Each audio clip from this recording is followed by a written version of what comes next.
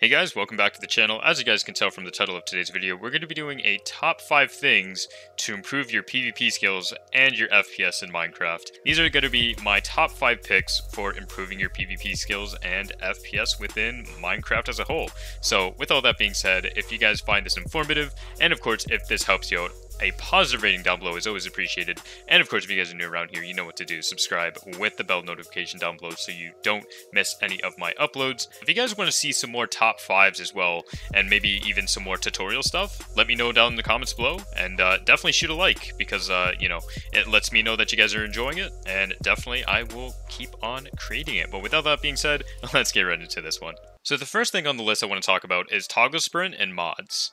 If you're unfamiliar with toggle sprint or you don't know what it does, basically what toggle sprint does is allows you to run indefinitely without you having to mash the W key twice. To put in perspective, if you're on vanilla Minecraft, you would have to click or you would have to mash down the W key twice in order to, sprint in the game. But if you have toggle sprint, you don't need that. All you need to do is push down the W key once and you are zooming. Toggle sprint, I would have to say, is probably the most popular when it comes to PvP mods because it allows you to gain a lot of movement and a lot of advantage when it comes to versing a vanilla PvPer that doesn't have toggle sprint. Toggle sprint is really good for movement and really good for PvP. A lot, and I mean a lot, of the content creators and Minecraft PvPers in the community pretty much have toggle sprint on. It would be a question as to why you're not using toggle sprint. It's just that good. You can get toggle sprint through the Forge mod, or you can even get it through PvP clients. If you're on the Bedrock Edition, however, there's actually a little trick that I like to do when it comes to toggle sprinting. Now, as of right now, I'm not exactly too sure if or how you can get toggle sprint on Bedrock Edition, but you can actually map out your keys to actually allow you to put toggle sprint in yourself without actually downloading anything. So for the Bedrock Edition, what I like to do is I like to use the bottom control key for my keyboard, and I literally just hold that down every single time when I'm PvPing for that toggle sprint advantage. If there is a toggle sprint out there that you can download through a client or just alone, please let me know in the comments below, and definitely let me know. Now, the second thing I want to talk on the list is PvP clients, mainly Badlion and Lunar Client. So what PvP clients have going for them is that they have built-in mods already in the client themselves.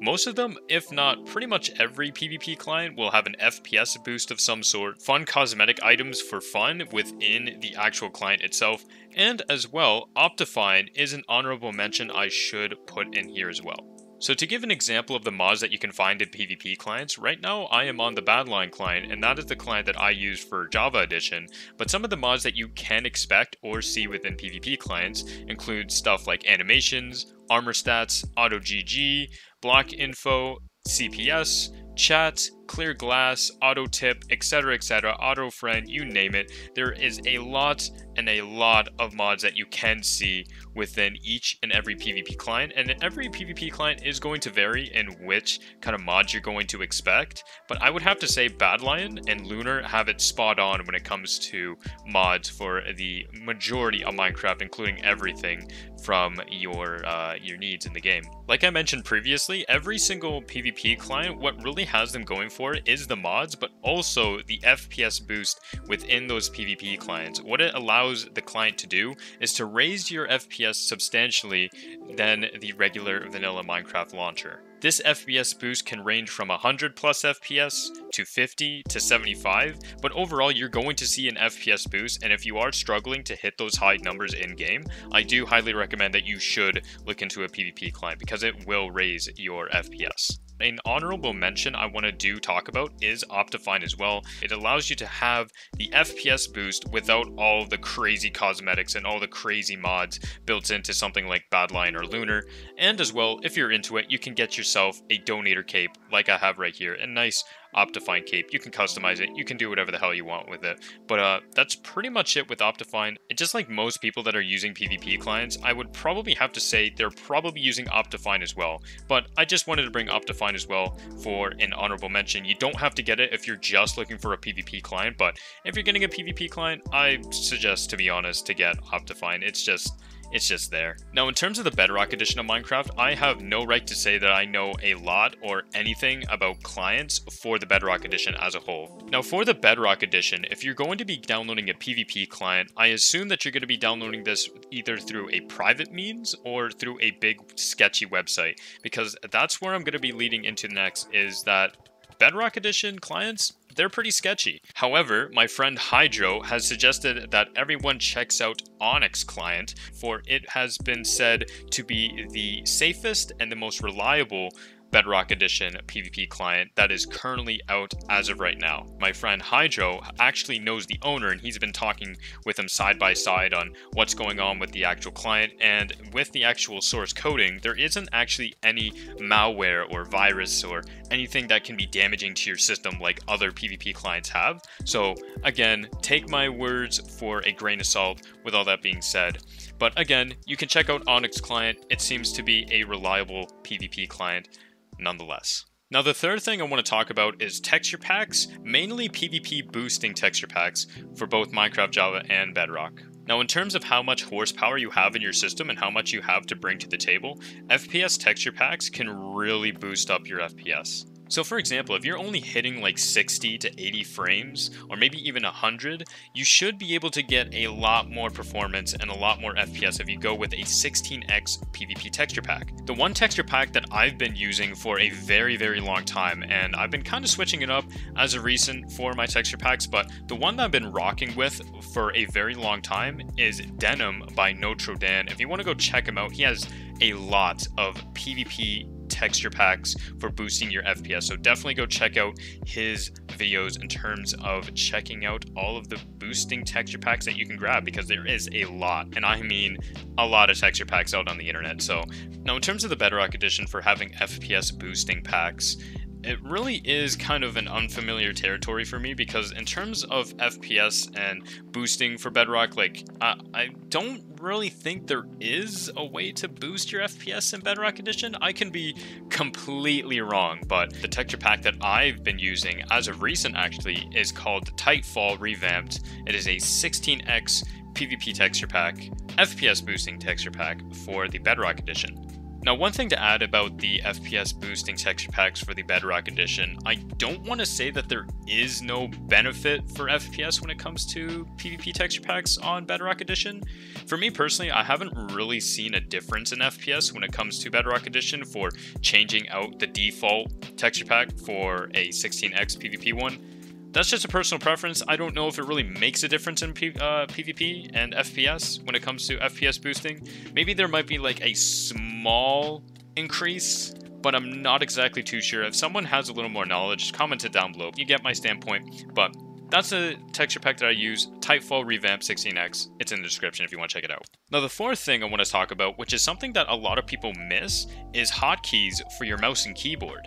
When it comes to hotkeys for the mouse and keyboard, for the mouse, I'm talking about the side buttons, and for the keyboard, I'm talking about kind of quick macros and quick little things that you can do to speed up your process and efficiency for your gameplay. So starting off with your mouse, if you have side mouse buttons or any sort of programmable buttons from your mouse, I do highly recommend that you do map them to anything on your hotbar list for Minecraft in general. So for an example, this is the hotbar that I have for Hypixel UHC duels. The first slot is going to be my sword, the second slot is going to be my rod, the third slot is going to be the front mouse side button that I have for my golden heads, the fourth slot is going to be my bow, and the fifth slot is going to be the back side mouse button for my blocks. And as well, pretty much everything I use for is the scroll wheel. So for example, if I'm at my sword, I can quickly go to the lava, but if I want to place down blocks, I quickly switch to the back side mouse button to place that down, and then after that I can quickly do whatever I need to do with, you know, my rod or my heads or just whatever it may be. So like I just shown you guys, that's just a little example of what you can use these side programmable mouse buttons, or even anything programmable on your keyboard as well, mapping it out to different kind of keys on your keyboard. So for example, are you really going to be hitting 6 or 7 on your keyboard to get to your golden apples or your blocks or whatever you have to have.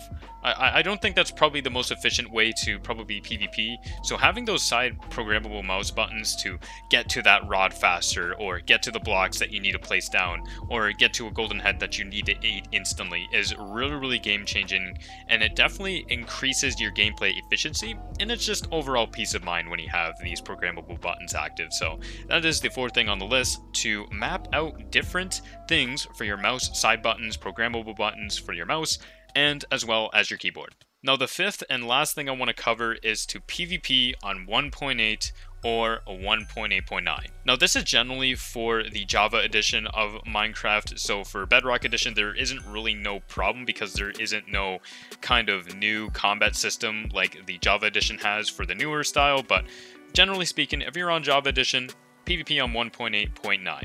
So why do I recommend 1.8 and 1.8.9 to PvP?